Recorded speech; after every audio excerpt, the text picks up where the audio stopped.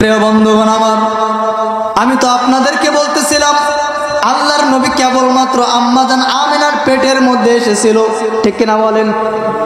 আম্মাজান আমিনা আলাইহিস সালাতু ওয়াস সালাম একদিন আসরের নামাজের পরে আব্দুল মুত্তালিবের পাশে বসে আছে। আব্দুল মুত্তালিবের স্ত্রী অর্থাৎ আম্মাজান আমিনার শাশুড়িও পাশে বসে আছে। শ্বশুর আর শাশুড়ি কয়জন হয়? দুইজন হয়। দুইজন বসে আছে। এবার মক্কার অলি আর গলির মহিলারাই আসতেছে, কলসি নিয়ে, কাঁধে করে করে কলসি নিয়ে আসতেছে। আর কেমন যেন আমিনার কাছে এসে বলতেছে, আল্লাহ রাব্বুল আলামিনের পয়গম্বরের আম্মাজান, আপনার কাছে আমরা আসলাম। বলে কিসের জন্য আসলা? বলে আমরা একটু কূপ থেকে আমরা একটু পানি আনবার জন্য আমরা এসেছি। সুবহানাল্লাহ বলেন। বলে কূপ থেকে পানি নেওয়ার জন্য আসছেন, তো আমার এখানে কি? বলে আপনাকে সাথে করে নিয়ে আমরা কূপ থেকে পানি আনবার জন্য যাব। বলে আচ্ছা ঠিক আছে। আম্মাজান আমিনা আলাইহিস সালাতু ওয়াস সালাম একটা কলসি কাঁধে করে নিলেন। আল্লাহ রাসূল পেটের মধ্যে রয়েছেন। এবার দুজন যখন চলে গেল, এবার কূপের কাছে যখন মক্কার ওলি আর গলির মেয়েরা আছে আর আম্মাজান আমিনা আলাইহিস সালাতু ওয়াস সালামের সাথে আছে। সুবহানাল্লাহ বলেন। এবার পানি আনবার জন্য যাচ্ছে। পানি আনবার জন্য যখন কূপের কিনারায় চলে গেলেন, কূপের কিনারায় যাওয়ার সাথে সাথে এক পলক উকি মেরে দেখলো ওই কূপের পানিগুলো রয়েছে নিচের দিকে। সুবহানাল্লাহ বলেন। কিন্তু আম্মাজান আমিনা যখন উকি মেরে ওই কূপের দিকে দেখলো, ওই কূপের পানি আর নিচের দিকে থাকলো না, নিচের দিকে থাকলো না। আম্মাজান আমিনার তাকানোর বদৌলতে মক্কার ওই কূপের পানিগুলো সাথে সাথে আল্লাহ উপরের দিকে উঠায়া দিয়েছে। সব নারীগুলো কেমন যেন তাকায় আছে, কি ব্যাপার? আমিনাকে নিয়ে আসলাম পানি আনবার জন্য, কিন্তু কূপের পানি ছিল নিচে, কূপের পানিগুলো কেন উপরের দিকে চলে আসলো? আবার ওই মহিলারা তাকায় দেখেছিল ওই কূপের মধ্যে যখন পানি ছিল, ওই পানিটা নিচে দেখার সাথে সাথে আম্মাজান আমিনার নজর দেওয়ার সাথে সাথে, আম্মাজান আমিনার নজর লাগার সাথে সাথে আল্লাহ রাব্বুল আলামিন কূপের পানি আর নিচের দিকে রাখলো না। আম্মাজান আমিনার চোখের তাকানোর বদৌলতে ওই কূপের পানি সাথে সাথে আল্লাহ উপরের দিকে উঠায়া দিয়েছে। এবার সব মহিলাগুলো, সব মেয়েগুলো কূপের পাশে দাঁড়িয়ে আছে। আল্লাহ রাসূলের আম্মাজান আমিনা আলাইহিস সালাতু ওয়াস সালাম এবার তাকায় দেখে পাশে যতগুলো কূপ আছে। বলেন তো আপনারা, কূপ থেকে পানি উঠানোর জন্য কি কি দরকার হয়? বালতির দরকার হয় কি হয় না? রশির দরকার হয় কি হয় না? হয়। কিন্তু আল্লাহ রাব্বুল আলামিনের পয়গম্বরের আম্মাজান বলেন, আমি যখন কূপের কিনারায় গেলাম, আমি ওখানে তাকায় দেখলাম ওখানে কোনো রশিও ছিল না, আবার ওখানে কোনো বালতিও ছিল না। কিন্তু আম্মাজান আমিনা আলাইহিস সালাতু ওয়াস সালাম বলে, আমার নজর লাগার সাথে সাথে তাকায় দেখলাম কে যেন এক ব্যক্তি ওই কূপের পাশ দিক থেকে এগিয়ে এসে একটা দড়ির ব্যবস্থা করে দিল আর একটা বালতির ব্যবস্থা করে দিল। কূপের ওই পাশে যেই বেগানা মহিলারা ছিল, ওই মহিলাগুলো সব চমৎকার চোখে, অবাক চোখে তাকিয়ে তাকিয়ে দেখতেছে আর বলতেছে, এগুলো আমাদের আমিনার কোনো বরকত নয়, কোনো বরকত নয়, এটা হলো আমিনার পেটের মধ্যে আমাদের জন্য নবী মুহাম্মদুর রাসূলুল্লাহ রয়েছে, এইগুলো সব হলো রহমতের নবীর বরকত। বলেন সুবহানাল্লাহ। ও আমার প্রিয় ভাইরা আমার, এটা তো বলতেছিলাম আল্লাহ রাসূলের জন্মগ্রহণ হওয়ার পরের কথা নাকি আগের কথা? সবাই কথা বলেন। আগের কথা আমি আপনাদের শোনাইতেছিলাম। চিন্তা করে দেখেন, আল্লাহ রাসূলের জন্মগ্রহণের আগে যদি এমন চমৎকার দৃশ্য হয়, তাহলে আল্লাহর নবীর জন্মগ্রহণের পরের দৃশ্য কেমন হবে? এই জন্য আল্লাহ রাব্বুল আলামিন বলেন, লাকাদ কানা লাকুম ফি রাসূলিল্লাহি উসওয়াতুন হাসানাহ। আমার দোস্তকে কেউ যদি মাইন্ড ফলোক হিসেবে এগিয়ে নিয়ে যায়, কেউ যদি আমার দোস্তকে সামনের দিকে এগিয়ে নিয়ে যাওয়ার জন্য আমার দোস্তকে কেউ যদি মেনে নিয়ে তার 60-70 বছরের জিন্দেগি চালায় নেয়, ওই মানুষটা আর যে কোনো মানুষ হতে পারে না। আল্লাহ পাক বলে, রাদিয়াল্লাহু তাআলা আনহুম ওয়া রাদু আন। ওই মানুষগুলো আল্লাহ রাব্বুল আলামিন বলে যেই কোনো মানুষ থাকে না, ওই মানুষগুলো সাথে সাথে স্বর্ণের মানুষে পরিণত হয়ে যায়। কোন মানুষে পরিণত হয়ে যায়? স্বর্ণের মানুষের মতো পরিণত হয়ে যায়। সোনার বাংলা নয়, সোনার সোনার বাংলা গড়ব, কিন্তু সোনার মানুষ উপহার দিতে পারে না। কথা বলেন ঠিক কিনা? কিন্তু আমরা বলতে চাই ইসলামের দিকে আপনারা অগ্রসর হয়ে যান, ইসলামের পথে অগ্রসর হয়ে যান। সোনার বাংলা দরকার নয়, ডিজিটাল বাংলা দরকার নয়, স্মার্ট বাংলা আমাদের দরকার নয়। আমরা জামাত ইসলামের উদ্যোগে ইসলামী মাইন্ডের নিয়ে আমরা সামনের দিকে আগায় যাব। আমাদের দেশ আর স্মার্ট বাংলা থাকবে না, ইনশাল্লাহ আমরা প্রতিটা মানুষ ইসলামিক মাইন্ডে হয়ে সোনার বাংলায় আমরা পরিণত হয়ে যাব। কথা বলেন ঠিক কিনা? ভাইয়েরা আমার, আমরা সোনার বাংলা চাই না, কিন্তু সোনার মানুষ চাই। কথা বলেন ঠিক কিনা? আসেন আমাদের দিকে এগিয়ে আসেন। আমরা হয়তো আপনাদের সোনার বাংলা দিতে পারবো না, কিন্তু সোনার মানুষ আপনাদেরকে উপহার দিতে পারবো। বলেন সুবহানাল্লাহ। প্রিয় বন্ধুগণ আমার, ভাইরা আমার, যেই কথা বলতেছিলাম আল্লাহ রাসূলের জন্মগ্রহণের আগের কথা আমি আপনাদের শোনাইতেছিলাম। এবার আমরা একটু সামনের দিকে অগ্রসর হই। আল্লাহ রাসূল সাল্লাল্লাহু আলাইহি ওয়াসাল্লামের জন্মগ্রহণের পরের কি অবস্থা হয়েছিল শুনতে রাজি আছেন তো ইনশাআল্লাহ? কারা কারা রাজি আছেন তো হাত তুলে আল্লাহকে দেখা দেন। নারায়ে তাকবীর। আল কোরআনের আলো ঘরে ঘরে জালো, নারায়ে তাকবীর। প্রিয় বন্ধুগণ আমার, ভাইরা আমার, আমি আপনাদেরকে আল্লাহর নবীর জিন্দেগির জন্মগ্রহণের আগের কথা শোনাইতেছিলাম। এখন আমরা আসি আল্লাহ রাসূল সাল্লাল্লাহু আলাইহি ওয়াসাল্লামের জন্মদিনের কি ঘটনা হয়েছিল। আল্লাহ রাসূল যেদিন জন্মগ্রহণ করেছিলেন এই দিনের অবস্থাটা কেমন হয়েছিল আপনারা শুনতে রাজি আছেন তো ইনশাআল্লাহ? আল্লাহ রাসূল সাল্লাল্লাহু আলাইহি ওয়াসাল্লাম যেদিন জন্মগ্রহণ করলেন 12ই রবিউল আউয়াল রোজ সোমবার যেদিন জন্মগ্রহণ করেছিল। কোন সময় জন্মগ্রহণ করেছিল? সুবহে সাদিকের সময় জন্মগ্রহণ করেছিল। আল্লাহ রাসূল সাল্লাল্লাহু আলাইহি ওয়াসাল্লাম জন্মগ্রহণ করবেন মক্কার ওলিয়ার গলির। আল্লাহ রাসূলের যিনি ধরানি ছিল তিনার নাম ছিল আব্দুর রহমান ইবনে আউফের আম্মাজান। নাম কি? আব্দুর রহমান ইবনে আউফের আম্মাজান ছিল আল্লাহ রাসূলের ধরানি। আব্দুর রহমান ইবনে আউফের আম্মা বলেন, এ মক্কার ওলিয়ার গলির কমপক্ষে 100 থেকে 150 বাচ্চা আমার হাতের উপরে ভূমিষ্ঠ হয়েছিল, কিন্তু মুহাম্মদুর রাসূলুল্লাহ এমন একজন বাচ্চা, এমন একজন রহমতের নবী, ইনার মতো জন্মগ্রহণ ওই 100 এবং 150 বাচ্চা যে আমার হাতের উপরে প্রসব করেছিল সবাই ছিল একরকম। আর নবী মুহাম্মদুর রাসূলুল্লাহর জন্ম হয়েছিল আমি নিজের চোখে দেখেছি ভিন্ন রকম। বলেন সুবহানাল্লাহ। আব্দুর রহমান ইবনে আউফের আম্মার কাছে জিজ্ঞাসা করা হলো কেমন কেমন জন্মগ্রহণ হয়েছিল আমাদের রহমতের নবীর। এবার ডাক দিয়ে আব্দুর রহমান ইবনে আউফের আম্মা বলেন, আমার হাতের উপরে রহমতের নবী কেমন যেন জন্মগ্রহণ করলো। 1 সেকেন্ড অথবা 2 সেকেন্ডের বাচ্চা। কয় সেকেন্ডের বাচ্চা? 1 সেকেন্ড অথবা 2 সেকেন্ডের বাচ্চা আমার হাতের উপরে আসলো। হাতের উপরে নেওয়ার সাথে সাথে আমার হাতের উপরে আর রহমতের নবী বসে থাকলো না, সাথে সাথে আমার হাত থেকে লাফ দিয়ে জমিনের মধ্যে পড়ে গেল। বলেন সুবহানাল্লাহ। বলে আমি তাকায় দেখলাম ওই 1 সেকেন্ড অথবা 2 সেকেন্ডের বাচ্চা আমার হাত থেকে লাফ দিয়ে পড়ে গিয়ে আর জমিনের মধ্যেই পড়ে গেল। শুধু এমনটা নয়, তাকায় দেখলাম কিবলামুখী হইয়া সাথে সাথে আল্লাহর কুদরতি কদমে সিজদায় পড়ে গেল। এবার প্রশ্ন করা হলো এরপরে কি হলো? আব্দুর রহমান ইবনে আউফের আম্মা বলেন, নবী মুহাম্মদুর রাসূলুল্লাহ জন্মগ্রহণ করার পরে 2 সেকেন্ডের বাচ্চা আমার হাত থেকে লাফ দিয়ে জমিনের মধ্যে পড়ে গেল। জমিনের মধ্যে পড়ে যাওয়ার পরে আমি তাকায় দেখলাম সিজদায় একটা লম্বা সিজদা দিয়ে দিল। আর সিজদায় গিয়ে বলতেছে সুবহান রাব্বিয়াল আলা, সুবহান রাব্বিয়াল আলা, সুবহান রাব্বিয়াল আলা। 3 বার বলার পরে আমি তাকায় দেখলাম বলতেছে রব্বারিনি কাইফা তুহিল মাউতা, রব্বিয়ারিনি কাইফা তুহিল মাউতা। এভাবে লম্বা করে একটা সিজদা রহমতের নবী দিয়ে দিল। একটা সিজদা দেওয়ার পরে আবার বসে গেল। আবার বসে গিয়ে আবার বলতেছে আত্তাহিয়াতু লিল্লাহি ওয়াস সালাওয়াতু ওয়াত তাইয়্যিবাত, আসসালামু আলাইকা আইয়ুহান নাবিয়্যু ওয়া রাহমাতুল্লাহি ওয়া বারাকাতুহু, আসসালামু আলাইনা ওয়া আলা ইবাদিল্লাহিস সালিহিন। এই পর্যন্ত বলার সাথে সাথে আশহাদু আল্লাহ যখন শব্দ বলল সাথে সাথে তাকায় দেখলাম এই শাহাদাত আঙ্গুলটা উঁচু করে দিয়ে বলল। আবার ওখানে আর বসে থাকলো না, আবার দ্বিতীয় সিজদার মধ্যে চলে গেল। আবার দ্বিতীয় সিজদা লম্বা করে গেল।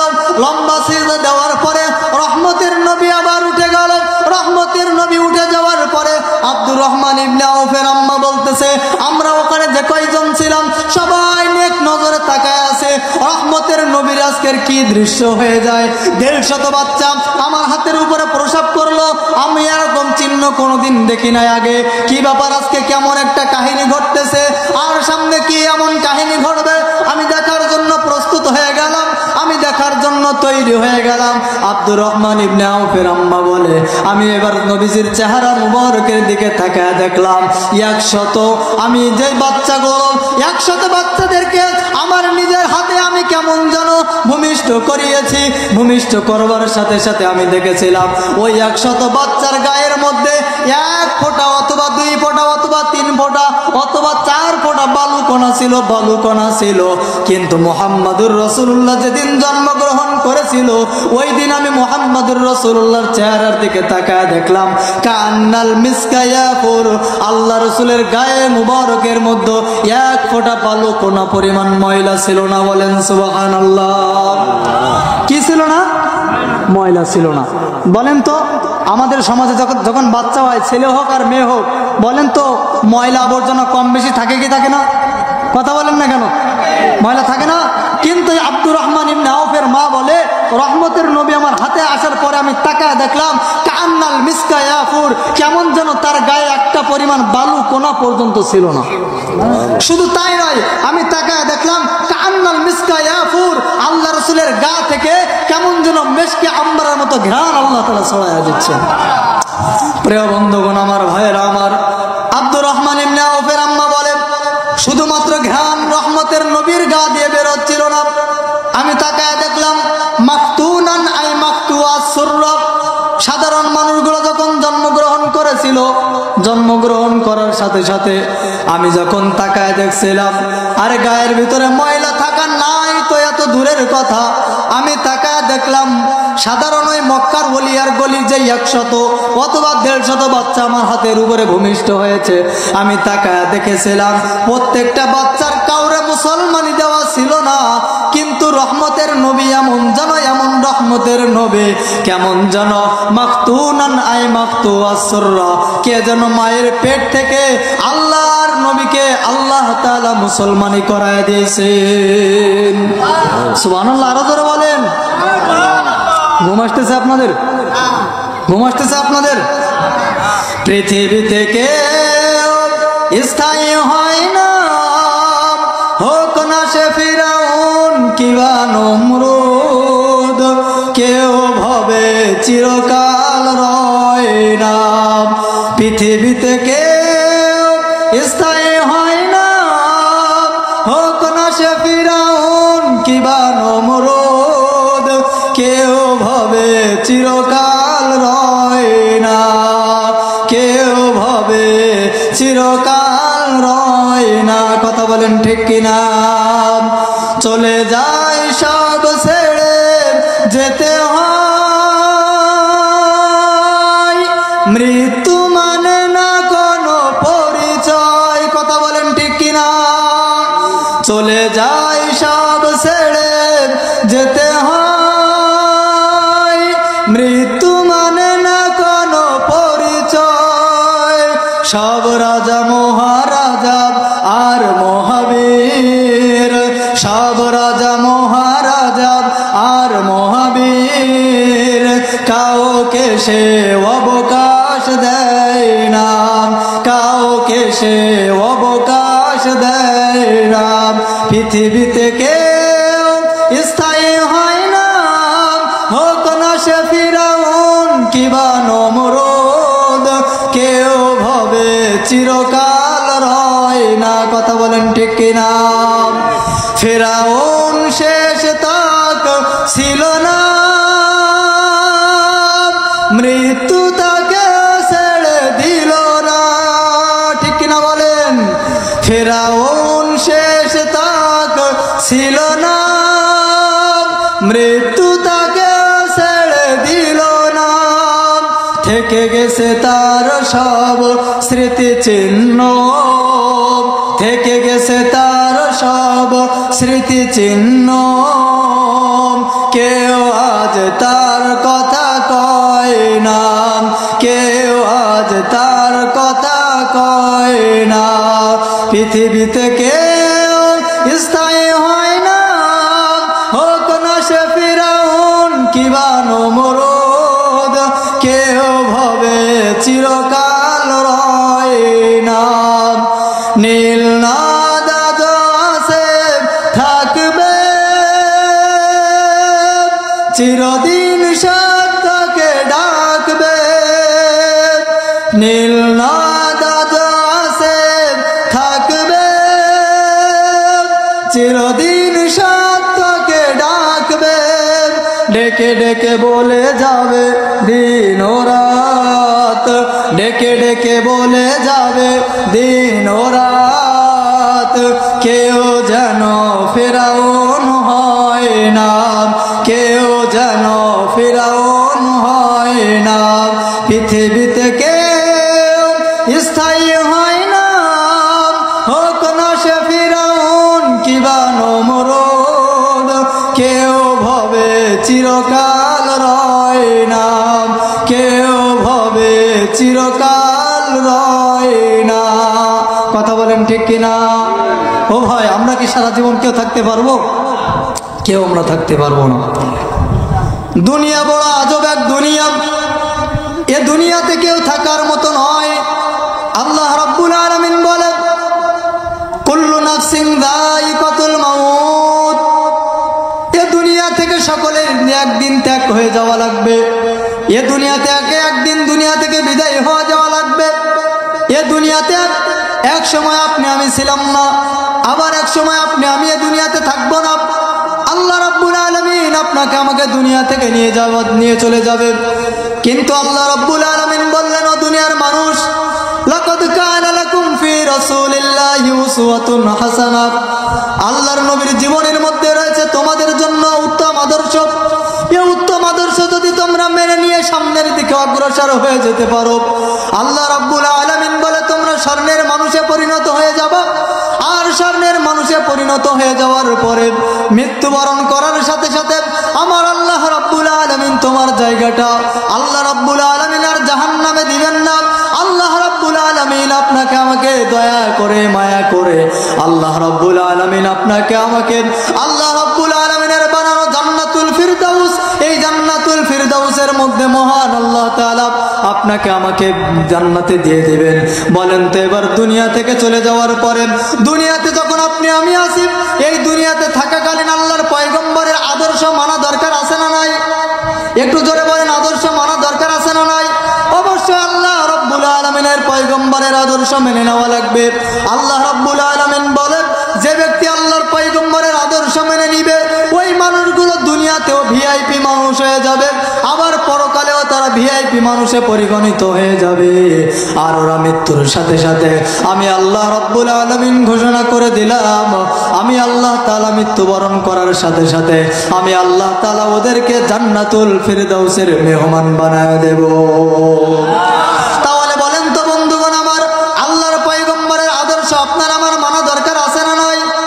আল্লাহর পয়গম্বরের মতো শ্রেষ্ঠ মানুষ পৃথিবীতে ছিল? কথা বলেন। এখন আছে, ভবিষ্যতে থাকবে।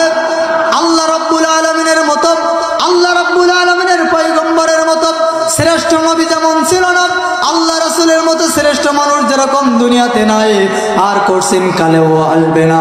আল্লাহ রাব্বুল আলামিনের পয়গম্বর বলেন, ও দুনিয়ার উম্মতি মুহাম্মাদিরা, আমার কথাগুলো একটু খেয়াল করে শোনো। আমি হইলাম আনা খাতামুন নবিয়্যিন, আমি নবী হইলাম শেষ নবী। আমার নবীর পরে আর কোন নবী, কথা বলেন, আসবে না।